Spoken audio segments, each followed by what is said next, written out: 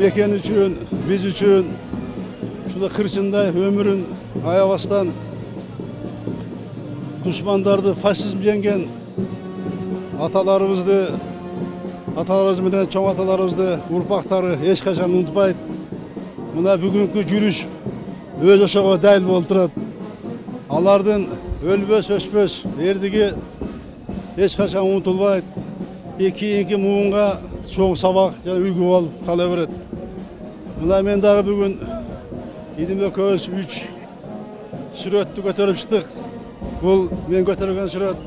Бул Пирназаров Жээнбек, мен чоң атам. Бул экөө эки уулу бири-бириден 3 соғышқа чыккан. Чоң атабыз дайыс жок. Эки уулу соғыштан жарадар болуп келген. Алды Кызыл Ту ордени менен сыйланган, медалдар менен сыйланышкан. Ана менен бүгүн бул улуу майрам.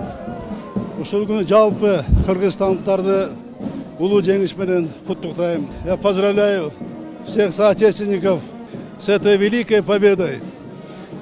Никто не забыт, ничто не забыто. Мы низко поклоняемся нашим героям, которые победили фашизм, отдали свою жизнь ради этой мирной жизни. Еще раз с праздником, дорогие соотечественники!